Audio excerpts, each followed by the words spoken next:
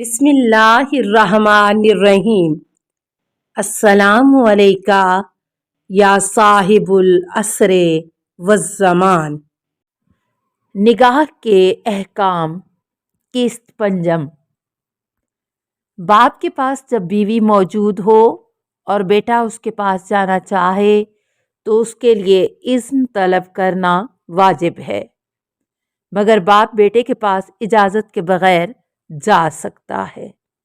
Number 1، حضرت شیخ کلینی باسناد خود ابو ایوب خزار سے اور وہ حضرت امام جعفر صادق علیہ السلام سے روایت کرتے ہیں، فرمایا آدمی جب اپنے باپ کے پاس جائے تو اجازت طلب کرے، مگر جب باپ بیٹے کے پاس جائے تو اجازت طلب نہ کرے۔ الفرو۔ نمبر 2، محمد بن علی بیان کرتے ہیں کہ میں نے حضرت امام جعفر صادق علیہ السلام سے دریافت کیا کہ کیا آدمی اپنے باپ سے اذن طلب کرے جب اس کے پاس گھر میں جانا چاہے؟ فرمایا ہاں۔ پھر فرمایا جب میں اپنے والد ماجد کی خدمت میں حاضر ہونا چاہتا تھا تو ان سے اجازت طلب کرتا تھا، جبکہ ان کے پاس میری والدہ موجود نہ تھیں، کیونکہ وہ میرے بچپن میں انتقال کر گئی تھی۔ البتہ ان کی ایک اور بیوی تھی اور وہ کبھی اس طرح خلوت میں ہوتے تھے کہ میں اچانک ان کے پاس جانا مناسب نہیں سمجھتا تھا، اور نہ ہی وہ مجھ سے اس بات کو پسند کرتے تھے، اور سلام کرنا زیادہ اچھا اور زیادہ قرین ثواب ہے۔ ایزن۔ اپنی محرم عورتوں کے پاس جانے سے پہلے اجازت لینا واجب ہے۔ نمبر 1، حضرت شیخ کلینی باسناد خود ابو ایوب خزار سے اور وہ حضرت امام جعفر صادق علیہ السلام سے روایت کرتے ہیں کہ آپ علیہ السلام نے ایک حدیث کے ضمن میں فرمایا جب آدمی اپنی بیٹی اور بہن کے پاس جانا چاہے جبکہ وہ شادی شدہ ہوں تو پہلے اجازت طلب کرے۔ الفرو۔ نمبر 2، جرائے مدائنی حضرت امام جعفر صادق علیہ السلام سے روایت کرتے ہیں کہ آپ علیہ السلام نے ایک حدیث کے ضمن میں فرمایا جو شخص بالغ ہو تو وہ اپنی ماں، بہن، خالہ وغیرہ محارم میں سے اس کی اجازت کے بغیر اچانک داخل نہ ہو، اور ان آنے والوں کو اجازت نہ دو جب تک کہ وہ سلام نہ کریں، کیونکہ سلام کرنے سے خدائے رحمان کی اطاعت ہے۔ ایزن۔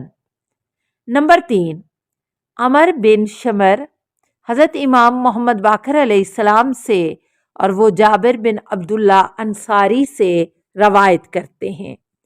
ان کا بیان ہے کہ ایک بار حضرت رسول خدا صلی اللہ علیہ وآلہ وسلم جناب فاطمہ علیہ السلام کے پاس جانے کے لیے نکلے، جبکہ میں بھی ان کے ہمراہ تھا۔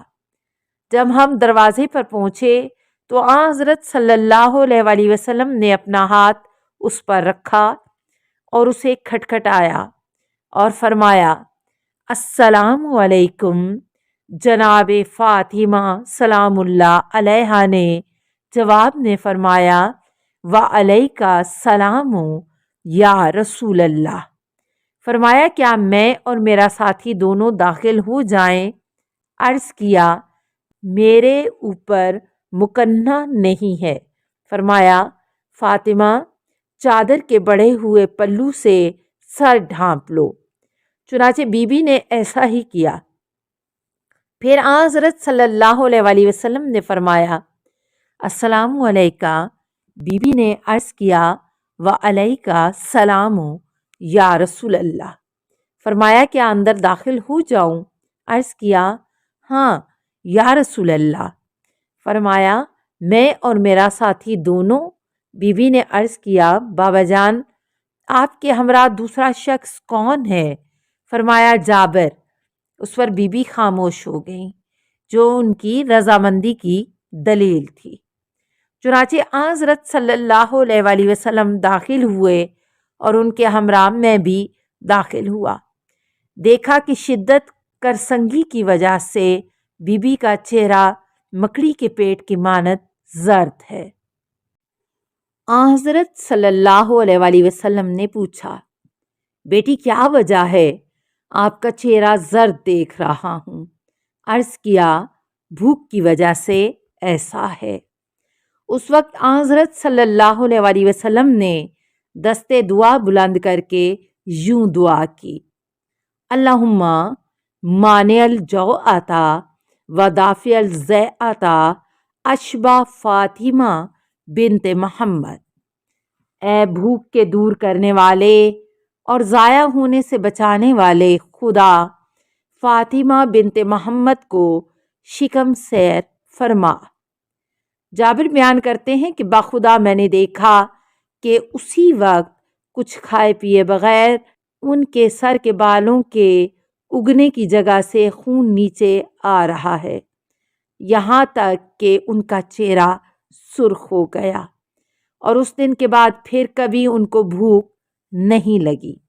ایزن سلام علیکہ یا سیدتا نساء العالمین، السلام علیکہ یا بنت رسول رب العالمین، السلام علیکہ یا زوجتا علی امیر المومنین، السلام علیکہ یا ام الائمۃ المعصومین، یا فاطمۃ الزہراء، السلام علیکہ ورحمۃ اللہ وبرکاتہ۔